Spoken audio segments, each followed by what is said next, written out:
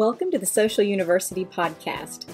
We are so glad you're joining us today because we want to help business owners, entrepreneurs, and people just like you who want to build their business online. Listen, if we can do it, you can do it. So let's go.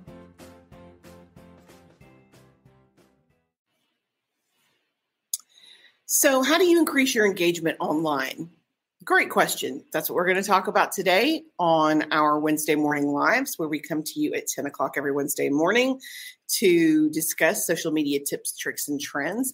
And this week, we're going to talk about the best ways to engage your community beyond just responding to your comments. So let's get the basics out of the way first. You have to know your target audience so that you can identify the right platform where you need to be spending your time. It is critically important that you know your target audience so that you are on the right platform. If you're selling skateboards, you got to be on Instagram. If you're selling Medicare, you have to be on Facebook. It changes based on your audience and where they are and how they receive their information. So knowing your audience always comes first. Then you have to be able to post consistently because every single platform rewards consistent posting. You need to sometimes actually ask for the engagement. It is totally okay to say, hey, go follow me on YouTube. Go follow me on Instagram. We have some great free stuff on YouTube. If you haven't seen it or checked it out, go follow us over there and make sure you get notified when it's time for new information. It's okay. Now, you're not going to want to do it all the time. I would say 20% of the time. So for every 10 posts, you might do it one time. So once every 2 weeks. I think it's okay to announce who you are at the end of every video. Don't forget to like, share, or follow in order to stay on our, the receiving end or stay on the algorithm for us. Totally okay. You don't want to cram it down anybody's throats because salesy will kill you, but it's okay to ask once in a while. Build your community. Continue to talk to people who you serve so you can generate that community and grow that community online. And of course, also don't be afraid to cross-promote on different platforms. Resharing is not going to get it done in 2023. You cannot put the same thing on Instagram and push it to Facebook and expect to get great engagement because that is not going to happen. Different audiences, different messaging, different caption all day, every day.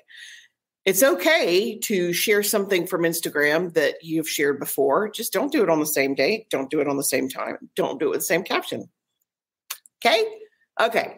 Now, let's get into how to actually, now that you know kind of the foundational elements of engagement and building that community, let's talk about how to post better to increase your engagement. There are certain types of posts that really inspire people to react more than others. So we want to talk about what can get people to comment, to share, to like. First, and it's a short list. There's about 10 things on here, but let's just jump in. Number one, ask a question. Ask their opinion. Most people are eager to share their opinion with you. They love to share their opinion with you. Ask them what they think. Stories have polls and questions. That's one of the best places to get very active engagement. It is because of the audience that's on Instagram, they are much more likely to respond there and comment there. So stories is great. Great. Polls also can be very effective. Every single platform has its own version of polls. You have to take advantage of it where you can. And there are, that would be a really cool handout for our university, is a list of engaging questions based on your industry. So you're not just going to say, hey, do you want to buy this thing I'm going to sell you? It needs to be much more nuanced, and you want to actually, again, build that community. So you're going to talk to your end user. So if you're a wedding vendor, you might ask about what they think about the new color for 2023. You might also ask about, do you think it's okay for the bride to demand that each of the bridesmaids contribute a certain amount of money for the honeymoon or for the bridal events? Ask a specific question so you can get an answer. And once people start engaging with you, they're going to see your information more. Number two, user-generated content. And this is where I see a lot of big brands actually failing. A great example, let's just call them out. A great example of this would be, let's say, a car manufacturer that we shall not name by name. You cannot continue, especially on Instagram and Facebook where video rules. Instagram and TikTok, excuse me. You cannot continue to post these polished graphic ads and expect people to engage. It's not going to happen. Nobody cares what your truck looks like unless they're looking for a truck. So you need to get a little bit more inventive and more creative. Ask your users to generate content. Have a contest where they generate content. Have a contest where they talk about their favorite feature on their vehicle. Have a contest where they talk about how long they've had their vehicle, or if it's generational. You can get some incredible information. Great. And seriously, the testimonial part's built in when you ask for people to talk about the best feature. You do want to be careful about how you phrase it because you don't want it to, you don't want backlash. And there are certain organizations like Burger King had a massive mishit doing this a few years ago. So you want to make sure that the question is phrased well and that you're asking the right question. But users, especially younger millennials and Zs, are much more likely to engage with you if they see their content there. So when you're reposting user-generated content, it's much more likely to get a like, a share, a comment. That's just how it works. So don't ignore your user-generated. Check those notifications. See what different customers are tagging you in their posts so that you can share that information and pull them into your marketing. Relatable and funny always, just about almost always work. People like funny. People will share funny and horrifying first. If they see something they completely disagree with or they think is ridiculous, they will share it. If they think it's really funny, they will share it. Think about the stuff you send to your friends and family. Is it funny? Probably so. If you're not funny, that's okay. Find a team that's funny and get them to be funny on your behalf because funny works and relatable works. Number 4, giveaways.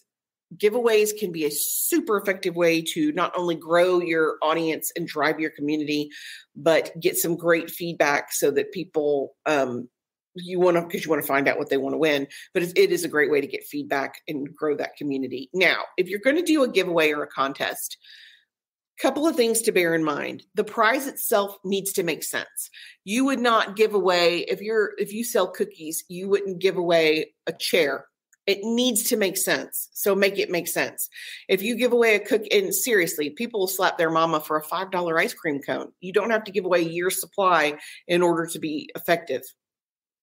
As a matter of fact, we have worked with retail food vendors in the past where we have had a much more effective engagement and grown more giving away an item that's $20 or less than giving away a year's supply. Because when people see a giant prize like that, a lot of times they just assume they can't win, so they don't participate. But hey, I could win a $5 ice cream cone. That makes total sense. I'm going to try. Now, for us, it would make sense for us to give away a consultation or an audit, or it would make sense for us to give away an Apple card so you can buy apps because apps rule the world in what we do. That makes sense. A one-on-one where we talk to you about how to best edit your TikTok video. That makes sense for us. Would I give away a hand-painted picture of our office? No, because nobody wants to win that. You need to be tuned into your audience and what they want to win, and it needs to make sense and not be too big. You also don't want to run it for too long, and this is one of the biggest mistakes I see businesses make. They want to announce it on the 1st and run it through 2 months. Absolutely not. The shelf life on promotions is minute. You're talking about 7 to 14 days. If you have a 30-day contest, most people, they just won't tune in that long. A lot of people won't tune in for 14 days. It has to be short enough to where you create that sense of urgency and people want to participate, and long enough for people to get on board. Very simple. 7 to 14 days, ideal on any platform. And you always want to follow the rules on the platform. I saw this by a client that we have worked with before that just put up a Facebook contest. It broke every single rule. Okay. Yes, there are people who do it. Yes, there are people who get away with it. However, if it violates Facebook content, they have the right not only to shut it down, but they have the right to delete your page. You agreed to that when you signed up for Facebook. So do you want to be the one that gets their page deleted? Do you want your page deleted? No, it's like speeding. Are you going to get caught? Maybe. If you get caught, could you get in big trouble? Sure. But everybody else is doing it. Same concept. I'm not going to be the person who risks the 10,000 or 15,000 followers that have been cultivated over years just so I can break one rule on one contest to grow by another 5%. I'm not doing it. So make sure you're following the rules. And Facebook has the most stringent rules, so that's where you really need to pay the most attention. Instagram is much more lax. All the rest of them are much more lax, but Facebook, they'll come for you. Behind the scenes images, you have to put a face on your brand. It is very normal for business owners, especially small business owners, they keep taking pictures or they keep taking information of their product. Sometimes they'll even do the location, but the really successful ones show you how the donuts are made. It shows you behind the scenes. It shows you, and we've done this before where when we're recording video, it's fun here. And using video that shows that we're recording video, that's perfect behind the scenes. That's the kind of stuff people really want to see. The next thing, teaming up with a friend or a sponsor. It's great to do highlights. It is great to share content from other friendly vendors or from people you work with as sponsors. And you might also consider micro influencers. I'm not talking about a Kardashian. I'm talking about an influencer that has between 10,000 and 100,000 followers, real followers, not purchased followers, not bought followers, but a real honest to goodness community. Those people can move mountains because their community is super committed to them. And when they don't often they don't often promote or sponsor. So people pay attention when they do. That's the kind of influencer, micro influencer you want to work with. The people who are active, who have a great community and don't have so many followers and so many sponsorships that yours is one of many. Visuals like infographics or a carousel are super effective. People have really gotten away from that in today because of video, but carousel graphics still do really well on Instagram. On Instagram. So do infographics really well on Instagram and Pinterest and Facebook and LinkedIn. Infographics, it's almost a guarantee to get additional engagement just on an infographic. Now, they take forever to make, so you have to be committed. There's some great templates in Canva for infographics, but I understand you can't do an infographic every single day. It's too labor intensive and it takes a ton of time. But do them periodically, maybe one every couple of weeks. Live Q&A, go live. Most of the time, live breeds engagement. People are eager to talk. We're going to go live the last Wednesday of this month. I'm going to field live questions. I welcome your questions. You can ask me anything you want to about any platform. I'm here for it. Next week, we are interviewing an SEO expert that's going to talk about simple tips to grow your SEO for your business online. You can tune in live and ask questions live. I'm here for it. I love lives. And last, you want to analyze and repeat. You have to pay attention to what's worked in the past. If it's not working, don't keep doing it. It's perfectly okay to beta test. I'm here for it. You really do need to test to see what works and what doesn't work. However, you also want to repeat what works, but you can't know that unless you look at your statistics and analytics and look at those posts that are outranking everything else and duplicate that. Okay, that is it for me this week. You guys, if you have questions, you can always leave a comment or send a direct message on any of our platforms. You can also schedule a quick call. We have 15-minute calls available on our homepage. There's no charge. Just go log in to Calendly and make your call, schedule your call. Don't forget to tune in next Wednesday. We'll be live with an SEO expert, so you can ask your questions about your business. I know SEO can be a little overwhelming. There are still a lot of business owners that kind of treat it like voodoo. They know it's out there, but not quite sure exactly what to do with it. So we're going to simplify some of that for you next week. And until then, I am Karen Taradas with Social U, and we're here to help. Thanks.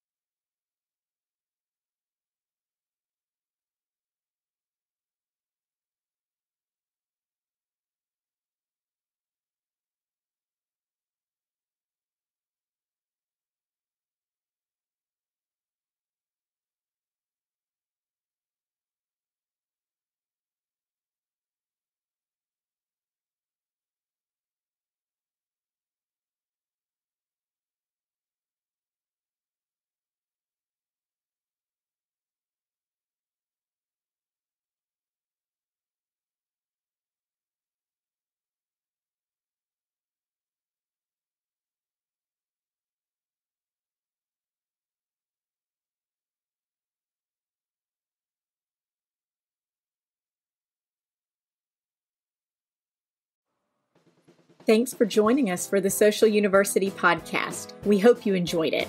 Be sure to follow us on all of our social media at Stay Social U. That's the letter U. And we will talk to you next week. Remember, you've got this.